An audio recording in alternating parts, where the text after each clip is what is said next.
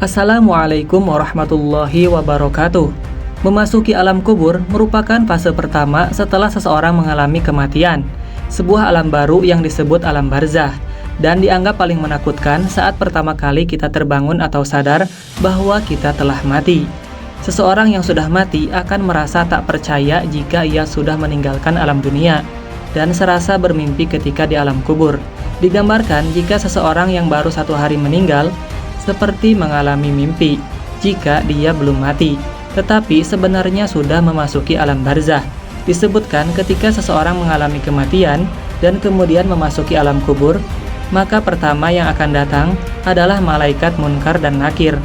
Kedatangan malaikat munkar dan nakir di alam kubur ini pun digambarkan dengan cukup menyeramkan bagi mereka yang banyak melakukan maksiat semasa hidup, tetapi akan nampak menawan bagi mereka yang semasa hidupnya taat di jalan Allah. Ketika pertama kali berhadapan dengan manusia di alam kubur, maka ada 6 pertanyaan yang akan diajukan oleh malaikat munkar dan nakir. Adapun 6 pertanyaan di alam kubur ini menentukan perjalanan selanjutnya. Apakah dia akan ditempatkan bersama para nabi, ulama, dan umaro di surga, atau justru memasuki neraka dan dihisab terlebih dahulu? Pertanyaan itu adalah yang pertama, Man Rabbuka, siapa Tuhanmu? Ma dinuka, apa agamamu? Man Nabiyuka, siapa nabimu? Ma kitabuka, apa kitabmu? Aina kiblatuka, di mana kiblatmu? Dan yang keenam adalah Man ikhwanuka, siapa saudaramu? Benarlah demikian, kehidupan alam barzah atau alam kubur banyak disebutkan dalam Al-Quran dan hadis, serta siksa-siksanya yang tanpa ampun bagi mereka yang berdosa. Tetapi akan mendapatkan kelapangan dan ketenangan bagi umat yang beramal soleh. Dan berikut ini adalah hadis Rasulullah SAW yang menggambarkan perjalanan manusia setelah melewati fase kematian. Maka di alam kubur sudah menanti kehidupan baru dan serba asing. Hadis panjang Al-Barra bin Azib, ia diriwayatkan oleh Imam Ahmad dan disahihkan oleh Imam Al-Hakim dan Syekh Albani. Ini menceritakan perjalanan manusia di alam kuburnya. Suatu hari kami mengantarkan jenazah salah seorang sahabat Nabi SAW dari golongan Ansor. Sesampainya di perkuburan, liang lahat masih digali. Maka Rasulullah SAW pun duduk atau menanti, dan kami juga pun duduk terdiam di sekitarnya. Seakan-akan di atas kepala kami ada burung gagak yang hinggap. Rasulullah SAW memainkan sepotong dahan di tangannya ke tanah. Lalu beliau mengangkat kepalanya seraya bersabda, "Mohonlah perlindungan kepada Allah dari azab kubur." Beliau mengulangi perintah ini 2 atau 3 kali. Kemudian beliau SAW bersabda, "Seandainya seorang yang beriman sudah tidak lagi menginginkan dunia dan telah mengharapkan akhirat ataupun sakaratul maut, turunlah dari langit para malaikat yang bermuka cerah secerah sinar matahari.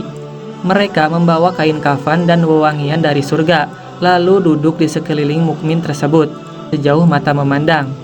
Setelah itu turunlah malaikat pencabut nyawa dan mengambil posisi di arah kepala mukmin tersebut.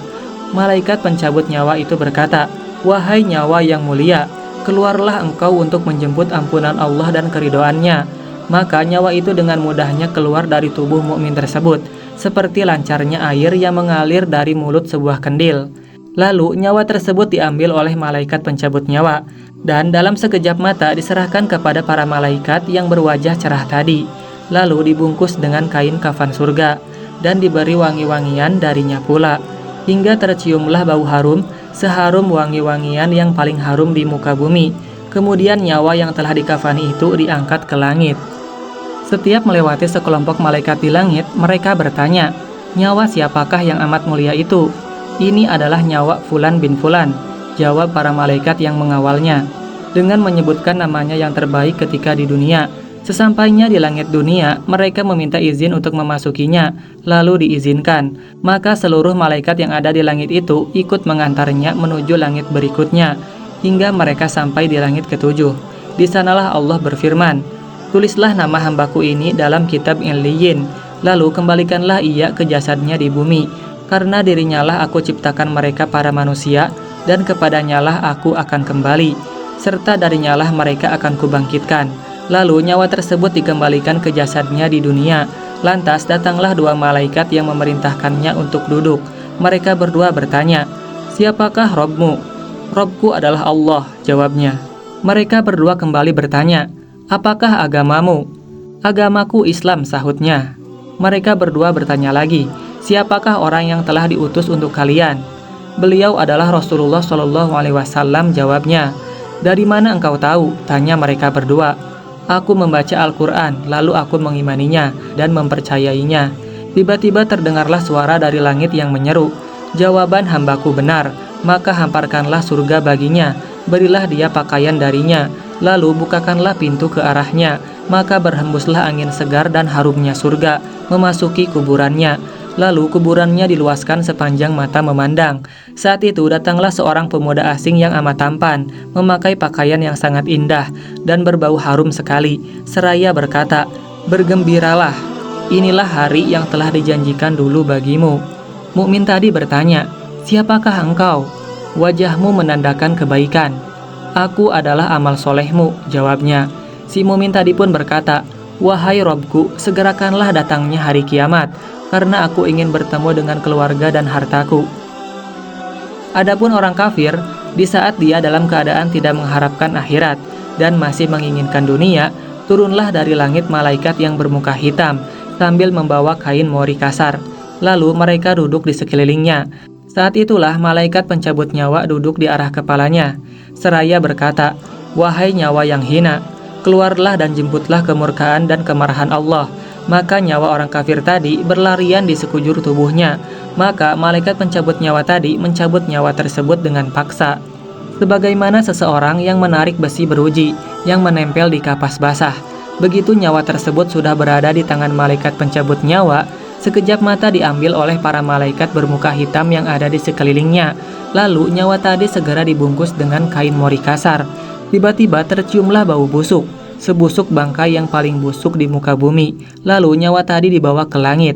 Setiap mereka melewati segerombolan malaikat, mereka selalu ditanya, "Nyawa siapakah yang amat hina ini?" "Ini adalah nyawa Fulan bin Fulan," jawab mereka dengan namanya yang terburuk ketika di dunia. Sesampainya di langit dunia, mereka minta izin untuk memasukinya, namun tidak diizinkan. Rasulullah Shallallahu Alaihi Wasallam membacakan firman Allah Subhanahu Wa Taala, "Sesungguhnya orang-orang yang mendustakan ayat-ayat kami dan menyombongkan diri terhadapnya, tidak akan dibukakan pintu-pintu langit bagi mereka, dan mereka tidak akan masuk surga sebelum unta masuk ke dalam lubang jarum. Demikianlah kami memberi balasan kepada orang-orang yang berbuat jahat." Al-Quran Surat Al-A'raf ayat 40. Saat itu Allah berfirman, "Tulislah namanya di dalam sijin, di bawah bumi." Kemudian nyawa itu dicampakkan dengan hina. Rasulullah Shallallahu Alaihi Wasallam membacakan firman Allah Ta'ala, "Barang siapa mempersekutukan sesuatu dengan Allah, maka adalah ia seolah-olah jatuh dari langit, lalu disambar oleh burung, atau diterbangkan angin ke tempat yang jauh." Al-Quran Surat Al-Hajj ayat 31. Kemudian nyawa tadi dikembalikan ke jasadnya, hingga datanglah dua orang malaikat yang menundukkannya seraya bertanya, "Siapakah Robmu?" "Aku tidak tahu," jawabnya. Mereka berdua kembali bertanya, "Apakah agamamu?" "Aku tidak tahu," sahutnya. Mereka berdua bertanya lagi, "Siapakah orang yang telah diutus untuk kalian?" "Aku tidak tahu," jawabnya. Saat itu terdengar seruan dari langit, "Hambaku telah berdusta, hamparkanlah neraka baginya dan bukakan pintu ke arahnya." Maka hawa panas dan bau busuk neraka pun bertiup ke dalam kuburannya. Lalu kuburannya dipres oleh Allah Subhanahu Wa Taala hingga tulang belulangnya pecah dan menancap satu sama lainnya. Tiba-tiba datanglah seorang yang bermuka amat buruk, memakai pakaian kotor dan berbau sangat busuk, seraya berkata, "Aku datang membawa kabar buruk untukmu. Hari ini adalah hari yang telah dijanjikan bagimu." Orang kafir itu seraya bertanya, "Siapakah engkau?" "Wajahmu menegakkan kesialan." "Aku adalah dosa-dosamu," jawabnya. "Wahai Robku, janganlah engkau datangkan hari kiamat," suruh orang kafir tadi. Dan hadis panjang ini diriwayatkan oleh Ahmad dalam Al-Musnad dan disahihkan oleh Al-Hakim dalam Al-Mustadrak dan oleh Albani dalam kitab Ahkamul Janaiz. Dan itulah gambaran bagaimana kondisi seseorang yang sudah berada di alam kubur. Semua akan ditentukan lewat amal dan perbuatannya semasa hidupnya di dunia. Tentunya hal ini menjadi pelajaran bagi kita semua, agar menjalankan perintah Allah dan menjauhi larangannya. Lantas, bagaimana dan apa yang harus kita lakukan untuk menghadapi kematian? Maka perbanyaklah amal ibadah, bahkan agar terbebas dari siksa alam kubur dan bisa menjawab 6 pertanyaan itu. Selain menjalankan semua perintah Allah dan menjauhi segala larangan Allah, maka kita harus tetap memanjatkan doa. Dan ini adalah doa agar terlepas dari siksa alam kubur yang diajarkan oleh Rasulullah SAW, yaitu Allahumma inni a'udzubika min azabil qabri wa min azabin nar wa min fitnatil mahya wal mamati wa min fitnatil masihid dajjal, yang artinya adalah, ya Allah, aku berlindung kepadamu dari azab kubur, azab neraka, cobaan hidup dan mati, dan fitnah dajjal yang terhapus dari rahmat Allah. Dan inilah sedikit gambaran alam kubur dan 6 pertanyaan di alam kubur yang menentukan seseorang muslim bebas dari siksa menuju akhirat. Mudah-mudahan video singkat ini bermanfaat. Wallahu a'lam bishawab. Wassalamualaikum warahmatullahi wabarakatuh.